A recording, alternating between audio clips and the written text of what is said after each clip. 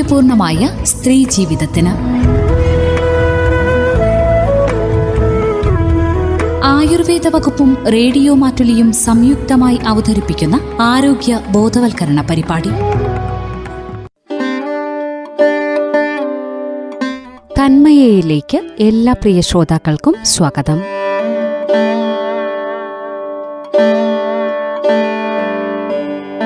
തന്മയയിൽ ഇന്ന് എന്താണ് anti inflammatory diet എന്ന് മനസ്സിലാക്കാം. വിവരങ്ങൾ പങ്കുവയ്ക്കുന്നത് മാനന്തവാടി W ആയുർവേദ സ്ത്രീരോഗ സ്പെഷ്യാലിറ്റി ക്ലിനിക്കിലെ ഡോക്ടർ ശ്രുതി EJ.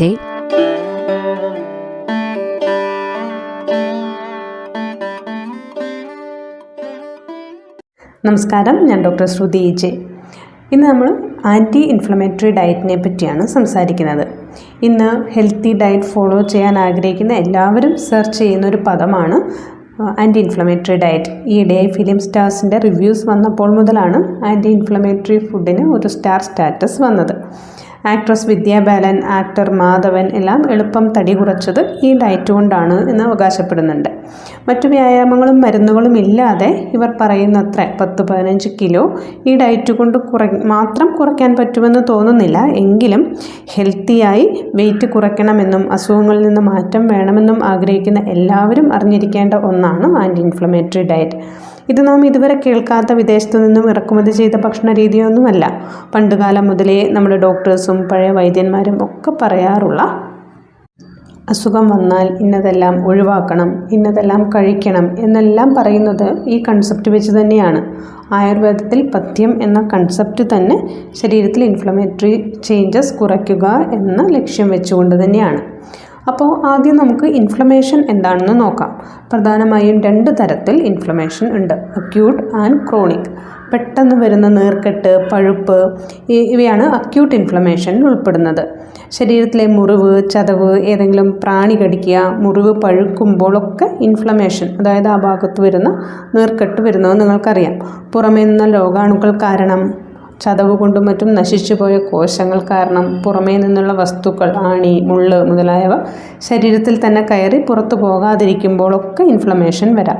അപ്പോഴുണ്ടാകുന്ന പ്രധാന മാറ്റം അങ്ങോട്ടുള്ള രക്തയോട്ടം, ബ്ലഡ് സർക്കുലേഷൻ കൂടുക, നമ്മുടെ വെളുത്ത രക്താണുക്കൾ, അതായത് നമ്മുടെ പട്ടാളക്കാർ അവിടെ ഓടിയെത്തുകയും ആ നീർക്കെട്ട് പരിഹരിക്കാൻ നോക്കുന്നതിൻ്റെയും ചെയ്യുന്നതിൻ്റെ ഭാഗമായി നീര്, ചുവപ്പ്, ചൂട്, പനി, കൂടിയ ഇൻഫ്ലമേഷൻ വന്നാൽ ശരീരവേദന ഇവയെല്ലാം ഉണ്ടാകാം. 2-3 ദിവസം കൊണ്ട് അത് ഈ ലക്ഷണങ്ങൾ ശരീരം സ്വയം കുറയ്ക്കുകയും ഇൻഫ്ലമേഷൻ കുറയുകയും ചെയ്യും. ഇനി ക്രോണിക് ഇൻഫ്ലമേഷൻ, അതിൽ ഉൾപ്പെടുന്ന ഒന്നാണ് food induced low grade inflammation എന്നത്. ഇത് വളരെ സാധാരണമായി എല്ലാവരുടെയും ശരീരത്തിൽ ദിവസവും ഉണ്ടാവുന്ന ഒന്ന് തന്നെയാണ് ഇൻഫ്ലമേറ്ററി ചേഞ്ചസ് എന്നുള്ളത്. നമ്മുടെ ഭക്ഷണത്തിൻ്റെ ഭാഗമായി, ലൈഫ് സ്റ്റൈൽ, സ്ട്രെസ് ഇവയുടെയൊക്കെ ഭാഗമായിട്ട് ഒരു ലോ ഗ്രേഡ് ഇൻഫ്ലമേഷൻ ശരീരത്തിൽ വരാം. അത് ശരീരം തന്നെ സ്വാഭാവികമായും അത് കുറച്ചെടുക്കും. ഇതിന് സാധിക്കാതെ വരുമ്പോഴാണ് മറ്റ് അസുഖങ്ങളിലേക്കും മറ്റു രാസമാറ്റങ്ങളിലേക്കും പോകുന്നതും മറ്റ് ഹോർമോണൽ പ്രശ്നങ്ങളിലേക്കൊക്കെ ശരീരത്തിന് എത്തേണ്ടി വരുന്നത്. ഇത്തരം ചെറിയ തരത്തിലുള്ള ഇൻഫ്ലമേറ്ററി ചേഞ്ചസിന് പ്രകടമായ ലക്ഷണമൊന്നും പ്രത്യേകിച്ച് കാണിക്കണമെന്നില്ല. പക്ഷേ ശരീരത്തിലെ പലതരം ഹോർമോൺ വ്യതിയാനങ്ങളും രാസമാറ്റങ്ങളും നമ്മുടെ പേശികളുടെയും എല്ലിൻ്റെയും സന്ധികളുടെയും ഒക്കെ ആരോഗ്യം കുറയ്ക്കുകയും മറ്റ് അസുഖങ്ങളിലേക്ക് വഴിതെളിക്കുകയും ചെയ്യും.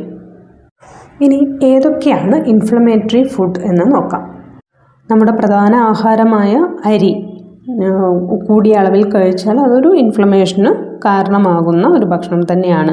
അതിനോട് കൂടെ എരിവ്, പുളി, അധികമായ മസാലകൾ, അമിതമായ നോൺ വെജ്, ഫ്രൈഡ് ഐറ്റംസ്, ഓവറായിട്ടുള്ള പ്രോസസ്സ് ചെയ്ത ഫുഡുകൾ, ടിൻഡ് ഫുഡ്, പലതരത്തിലുള്ള സോഫ്റ്റ് ഡ്രിങ്ക്, കോള മുതലായ പലതരത്തിലുള്ള എയറേറ്റഡ് ഡ്രിങ്ക്സ്, ബ്രെഡ്, ബിസ്ക്കറ്റ് പോലെയുള്ള വളരെ റിഫൈൻഡ് ആയിട്ടുള്ള പൗഡർ കൊണ്ട് ഉണ്ടാക്കിയിരിക്കുന്ന ബേക്ക്ഡ് ഫുഡ് ആയിക്കോട്ടെ, മറ്റു പലഹാരങ്ങൾ, ഫൈബർ തീരെ ഇല്ലാത്ത ഡയറ്റ്, അതുപോലെ ആൽക്കഹോൾ, കാപ്പി, ആർട്ടിഫിഷ്യൽ കളർ ഭക്ഷണത്തിൽ ചേർക്കുന്ന പ്രിസർവേറ്റീവ്സ്, ഇവയെല്ലാം ഇൻഫ്ലമേറ്ററി ചേഞ്ചസ് കൂടുതൽ ശരീരത്തിലുണ്ടാക്കുന്ന ഭക്ഷണ പദാർത്ഥങ്ങൾ തന്നെയാണ്.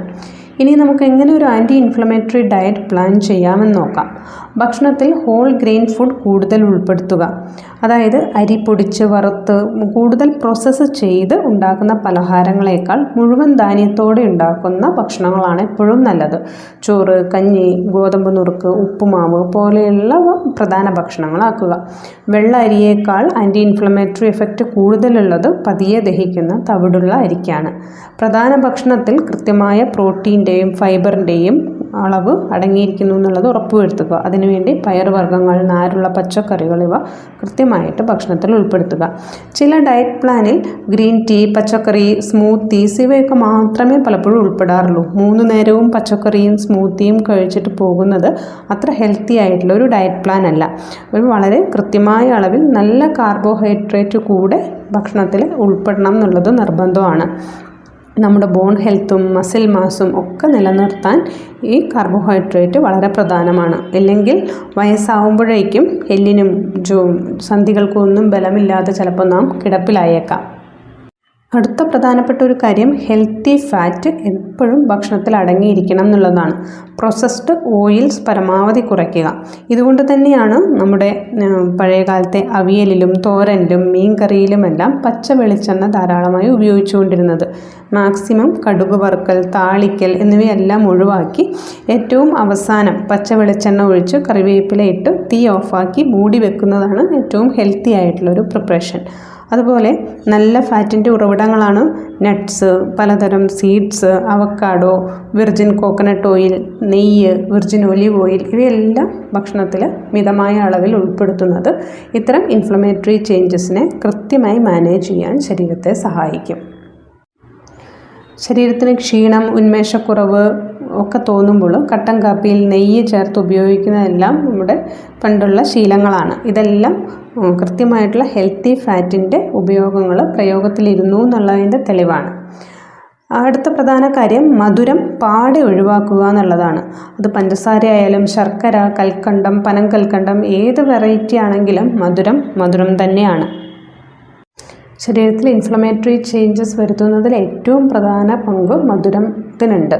മധുരം കൂടുതൽ കഴിക്കുന്നതോടെ ശരീരത്തിലെ ഗ്ലൂക്കോസിൻ്റെ അളവ് കൂടുകയും അത് കുറയ്ക്കാൻ വേണ്ടി ശരീരം ഇൻസുലിൻ കൂടുതൽ ഉൽപ്പാദിപ്പിക്കുകയും ഇൻസുലിൻ്റെ കൂടുതൽ ഇൻഫ്ലമേറ്ററി ചേഞ്ചസിനെ ശരീരത്തിൽ ഉണ്ടാക്കുകയും ചെയ്യും. അതുകൊണ്ട് മധുരം ഒഴിവാക്കേണ്ട ഒന്ന് തന്നെയാണ്. അതുപോലെ ഓവർ സ്പൈസി ആയിട്ടുള്ള കറികൾ, മസാലകൾ, ബേക്കറി, ഓവർ ഫ്രൈഡ് ആയിട്ടുള്ള ഐറ്റംസ്, അധികം പുളി, എരിവ് ഇവയെല്ലാം ഇൻഫ്ലമേഷൻ കൂട്ടും. നാം നേരത്തെ പറഞ്ഞു ഇൻഫ്ലമേഷൻ എന്നത് ശരീരത്തിൻ്റെ ഒരു നാച്ചുറൽ പ്രോസസ്സാണ്. അതിനെ കുറയ്ക്കാൻ ശരീരത്തിനെ സഹായിക്കുക എന്നതാണ് നാം ചെയ്യേണ്ട കാര്യങ്ങൾ. ആൻറ്റി ഇൻഫ്ലമേറ്ററി ഡയറ്റിൽ പ്രധാനമായിട്ടും പറയുന്ന കുറച്ച് കാര്യങ്ങളാണ് ഇഞ്ചി, മഞ്ഞൾ, ഗ്രീൻ ടീ, ഡാർക്ക് ചോക്ലേറ്റ്, ചെറുനാരങ്ങ, ബെറീസ് എന്നിങ്ങനെ. ഇവയെല്ലാം മിതമായ അളവിൽ ഉപയോഗിച്ചാൽ ആൻറ്റി ഇൻഫ്ലമേറ്ററി എഫക്റ്റ് ഡെയിലി നമുക്ക് കിട്ടാൻ സഹായിക്കും. എന്നുവെച്ച് മഞ്ഞളും ഇഞ്ചിയും എല്ലാം ഒരളവിൽ കൂടുതൽ ദിവസവും ഉപയോഗിക്കുന്നത് മറ്റ് പല ആരോഗ്യ പ്രശ്നങ്ങളും ഉണ്ടാക്കുകയും ചെയ്യും. അതുകൊണ്ട് കറക്റ്റ് അളവിൽ, മിതമായ അളവിൽ മാത്രം ഇവ ഉപയോഗിക്കുക. ഇനി ശരീരത്തിലെ ഇൻഫ്ലമേറ്ററി ചേഞ്ചസ് സ്വയമേവ കുറച്ചു കൊണ്ടുവരാൻ ശരീരത്തെ സഹായിക്കാൻ നമുക്ക് ചെയ്യാൻ പറ്റുന്ന ഒരു 6 കാര്യങ്ങൾ കൂടിയുണ്ട്. അവ ഏറ്റവും പ്രധാനപ്പെട്ടവ ധാരാളം വെള്ളം കുടിക്കുക, എപ്പോഴും ഹൈഡ്രേറ്റഡായി നിലനിർത്തുക ശരീരത്തെ, കൃത്യം മൂത്രമൊഴിക്കുക എന്നതാണ്. രണ്ടാമത് ബവൽ, നമ്മുടെ മലശോധന കൃത്യമായിരിക്കുക എന്നുള്ളത്. മലബന്ധം പോലുള്ള കാര്യങ്ങൾ ഉണ്ടെങ്കിൽ അതിനെ കൃത്യമായിട്ട് പരിഹരിക്കാനുള്ള കാര്യങ്ങൾ ചെയ്യാം. മൂന്നാമത് ഭക്ഷണ സമയം ക്രമീകരിക്കുക, കൃത്യസമയത്ത് ഭക്ഷണം കഴിക്കുക. രാത്രി ഭക്ഷണം 7 മണിയോടെയെങ്കിലും കഴിക്കാൻ ശ്രമിക്കുക. രാത്രി ഭക്ഷണത്തിന് കൂടുതൽ നോൺ വെജ് മസാലകളെല്ലാം ഒഴിവാക്കി വളരെ സിമ്പിളായ ലൈറ്റായിട്ട് ദഹിക്കുന്ന ഭക്ഷണം മാത്രം രാത്രി ഉപയോഗിക്കുക. 4 നന്നായി ഉറങ്ങുക. കൃത്യമായി 7-8 മണിക്കൂർ ഉറങ്ങിയാൽ തന്നെ ശരീരത്തിൽ ഇൻഫ്ലമേറ്ററി ചേഞ്ചസ് സ്വയം പരിഹരിക്കപ്പെടും. നേരത്തെ ഉറങ്ങാനും ശ്രദ്ധിക്കുക. 5 സ്ട്രെസ്സ്. മനുഷ്യജീവിതത്തിൽ പലതരം മാനസിക സമ്മർദ്ദങ്ങൾ ഒഴിവാക്കാനാവാത്തതാണ്. കൃത്യമായി മാനേജ് ചെയ്യുക എന്നതാണ്. അതിൽ നിന്ന് ഒളിച്ചോടാതെ സ്ട്രെസ്സിൻ്റെ യഥാർത്ഥ കാരണം കണ്ടെത്തി പരിഹരിക്കാൻ നമുക്ക് കഴിയണം.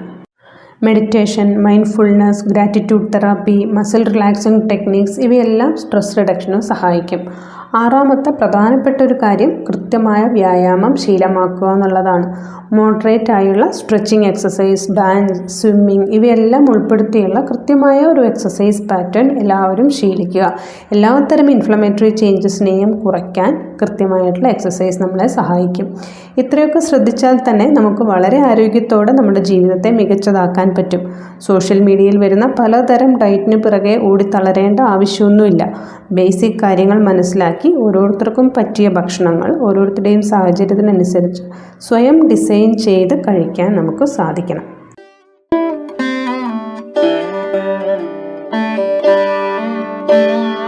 ശ്രോതാക്കൾ ഇന്ന് തന്മയയിൽ കേട്ടത് എന്താണ് ആന്റി ഇൻഫ്ലമേറ്ററി ഡയറ്റ് എന്നതിനെക്കുറിച്ചായിരുന്നു. വിവരങ്ങൾ പങ്കുവച്ചത് മാനന്തവാടി W ആയുർവേദ സ്ത്രീരോഗ സ്പെഷ്യാലിറ്റി ക്ലിനിക്കിലെ ഡോക്ടർ ശ്രുതി EJ.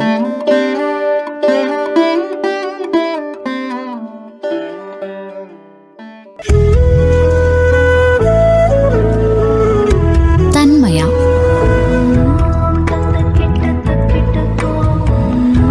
ആരോഗ്യപൂർണമായ സ്ത്രീ ജീവിതത്തിന് ആയുർവേദ വകുപ്പും റേഡിയോ മാറ്റുലിയും സംയുക്തമായി അവതരിപ്പിക്കുന്ന ആരോഗ്യ ബോധവൽക്കരണ പരിപാടി.